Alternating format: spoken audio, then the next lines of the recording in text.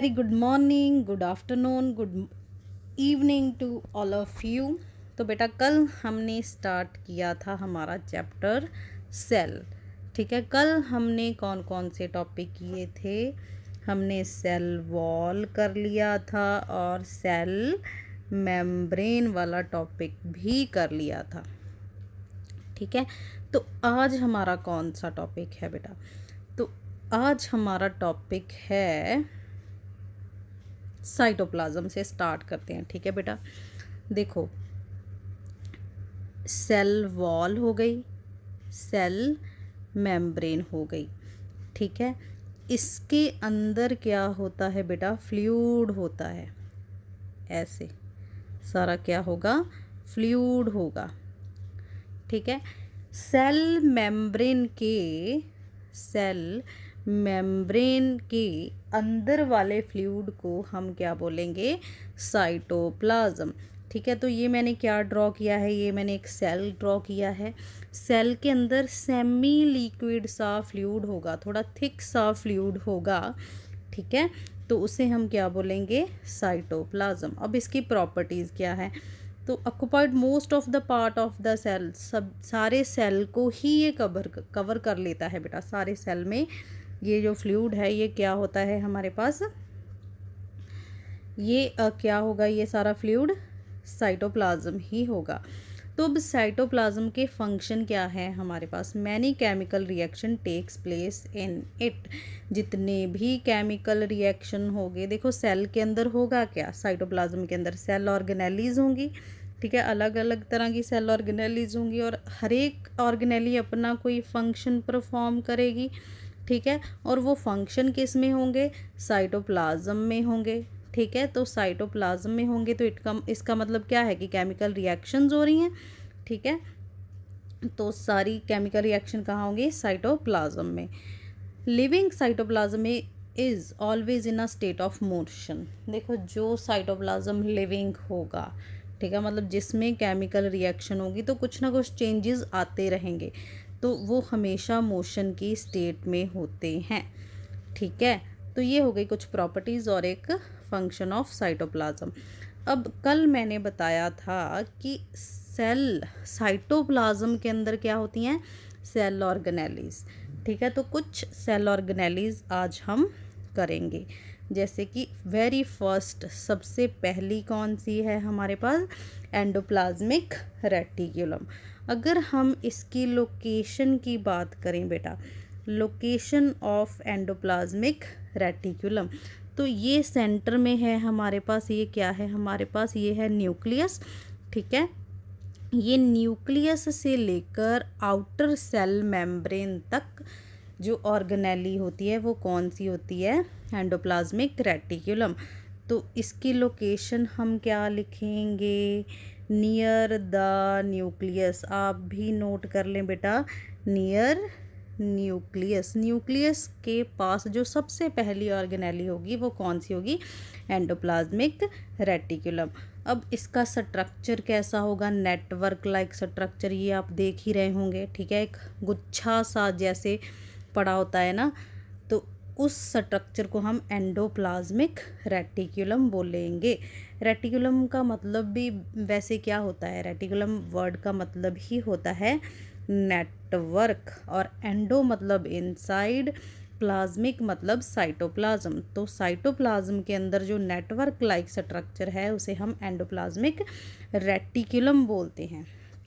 तो अब इसके फंक्शन कौन कौन से हैं? ये सारे क्या है बेटा? ये दोनों फंक्शन हैं। ठीक है, तो एक पॉइंट आपने नोट किया होगा कि ये सेंटर से लेकर बिल्कुल आउटवर्ड जा रहा है। सेंटर से लेकर बिल्कुल आउटवर्ड प्लाज्मा मेम्ब्रेन के साथ अटैच होगा। तो इट मीन्स ये क्या करेगा? सपोर्ट प्रोवाइड करेगा। जैसे एक आदमी यहाँ पे खड़ा हो और वो ऐसे ऊपर तक अपनी बाहें लेकर खड़ा हो, जैसे कि सपोर्ट कर रहा हो किसी चीज़ को, तो ये क्या करता है? सपोर्टिंग फ्रेमवर्क, मतलब सेल को ऐसे सिकुड़ने नहीं देता अंदर की तरफ।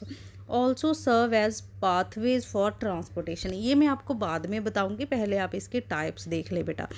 तो इसकी एक टाइप होती है बेटा रफ एंडोप्लाज्मिक रेटिकुलम और दूसरी होती है स्मूथ एंडोप्लाज्मिक रेटिकुलम।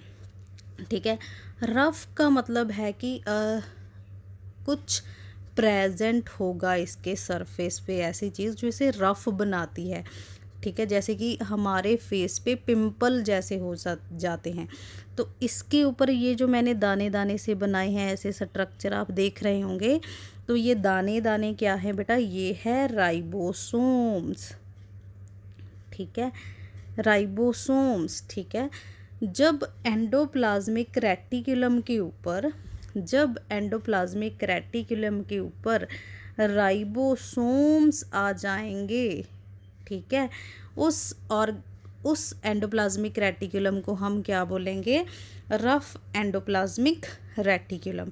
अगर आपने मेरी कल वाली वीडियो देखी है, ठीक है, तो आपको पता होगा कि राइबोसोम्स को क्या बोलते हैं, राइबोसोम्स को, राइबोसोम्स का और नाम है protein factory of cell, protein factory.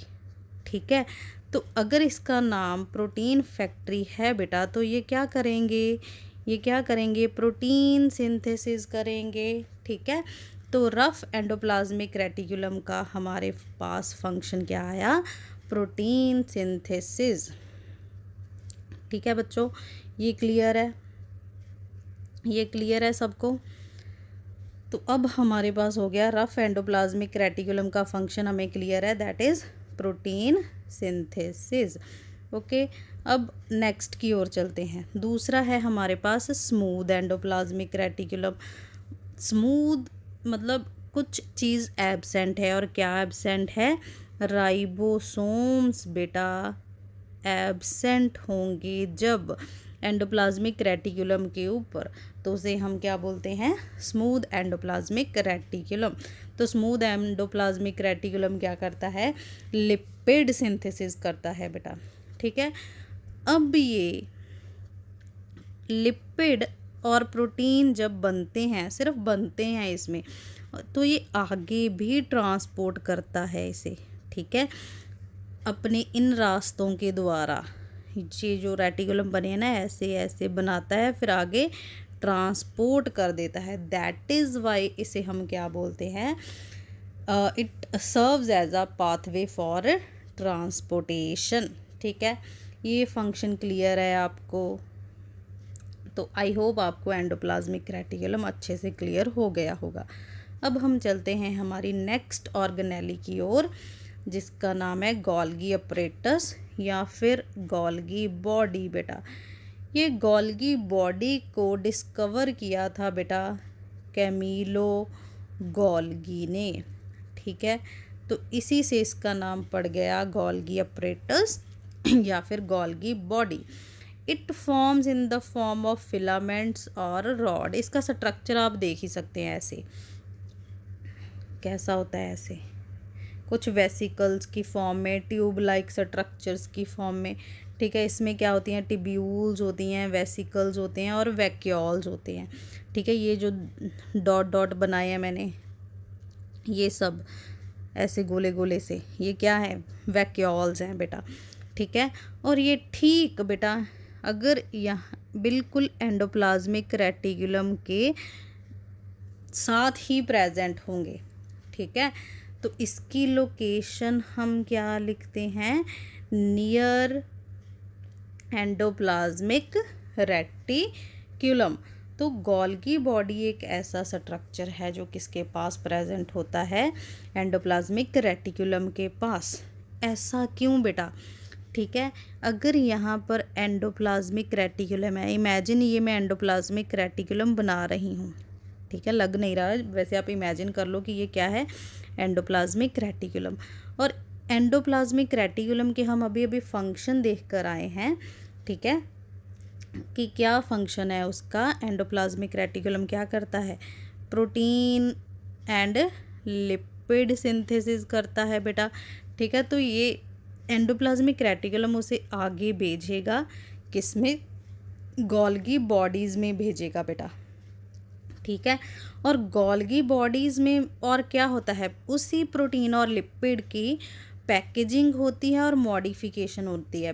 Packaging कैसे होती है बेटा, ऐसे छोटे छोटे से वैक्यूल्स बनते हैं, ठीक है।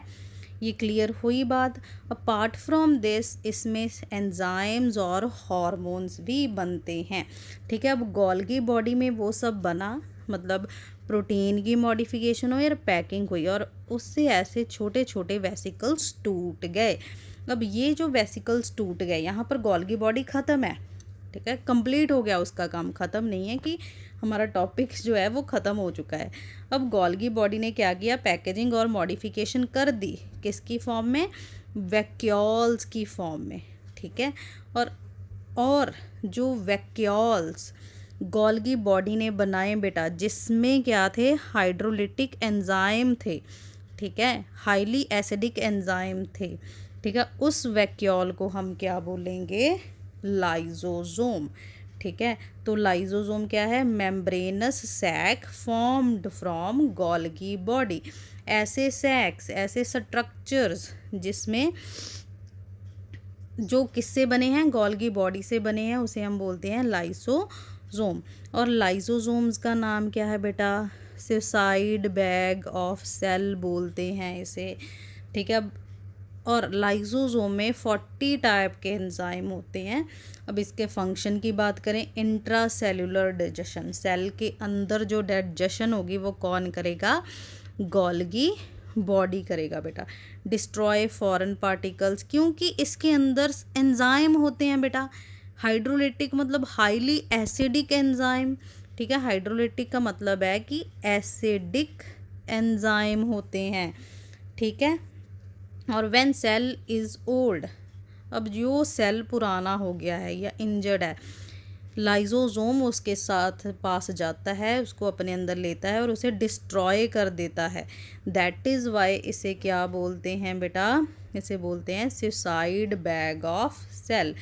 तो आपको इसमें 2 क्वेश्चन हो गए कि लाइसोसोम को क्या बोलते हैं, सुसाइड बैग ऑफ सेल, और ये इसका आंसर है कि क्यों बोलते हैं, क्योंकि ये डेड और इंजर्ड सेल को डिस्ट्रॉय कर देता है, ठीक है। कैसे, देखो बेटा, अब ये सेल बहुत ही पुराना है, तो ये सेल अपने अंदर बहुत सारे लाइजोसोम बनाने स्टार्ट करेगा। ये लाइजोसोम बन गए, बहुत सारे लाइजोसोम, ये सब क्या है, लाइजोसोम है। और ये लाइजोसोम ऐसे बस्ट हो जाते हैं बेटा, फट जाते हैं जैसे एक बॉम्ब फटता है, ठीक है। तो इस सेल ने क्या किया, अपने ही लाइजोसोम ने क्या किया, अपने ही सेल को ख़त्म कर दिया। और अपने आप को ख़त्म करना मतलब सुसाइड करना, तो दैट इज़ वाई लाइजोसोम्स को क्या बोलते हैं, सुसाइड बैग ऑफ सेल। तो आई होप बेटा आपको ये सारे टॉपिक जो हैं वो क्लियर हो गए होंगे, ठीक है। सारे टॉपिक अच्छे से देखें, कोई भी डाउट है आप पूछें, ठीक है। Thank you so